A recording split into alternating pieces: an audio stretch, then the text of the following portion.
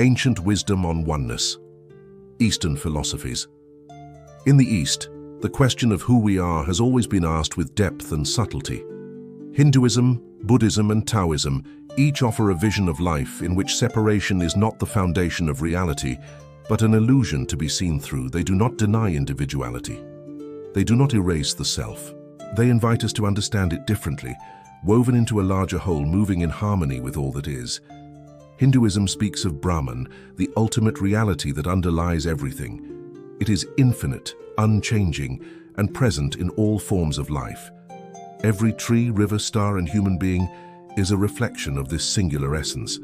At the same time, Hinduism acknowledges the individual self, the Atman, which is both unique and inseparable from Brahman. The teaching is clear. To realize our true nature is to awaken to the truth that I am not separate. I am the whole, expressing itself through this body, this mind, this life. Buddhism approaches the same truth from a slightly different perspective. It teaches Anatta, the idea of no self, which reveals that the ego, the sense of a fixed, isolated identity, is a construct. Suffering arises from clinging to this imagined separateness, from believing we exist apart from the world. When one practices mindfulness, meditation, and compassion, the illusion softens. One begins to perceive the interconnectedness of all things.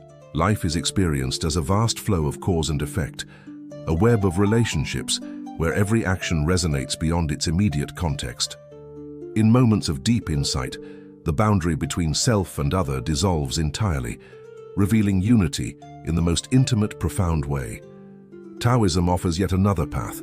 The Tao is the natural order, the way of the universe. It is not a doctrine to be studied or a law to be followed, but a current to be felt, a rhythm to be lived.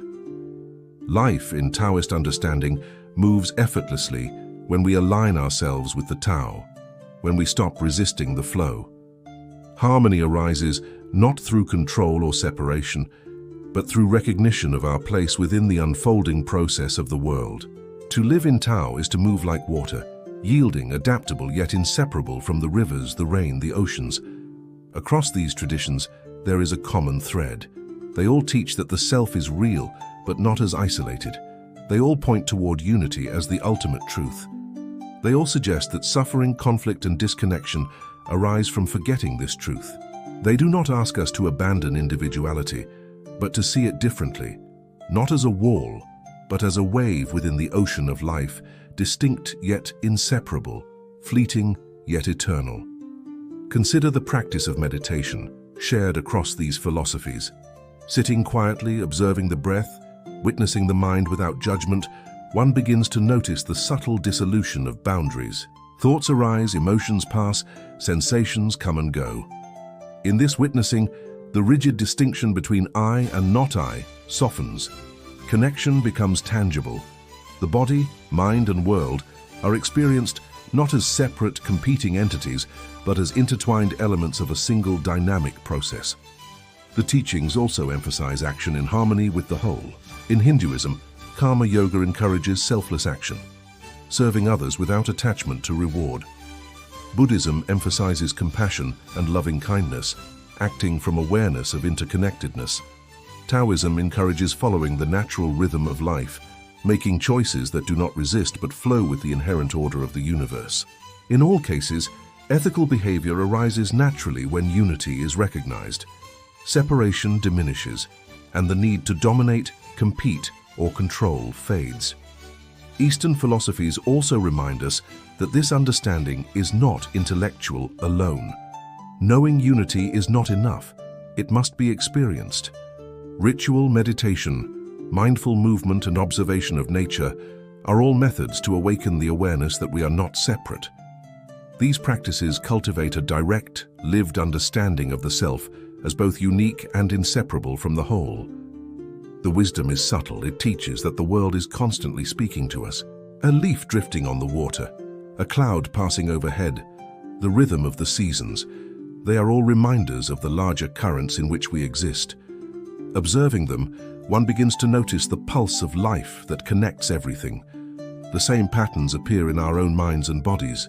Breath, heartbeat, thought, and emotion are reflections of the greater flow. Individuality exists, yes, but always in relation, always in context, always as part of the greater rhythm.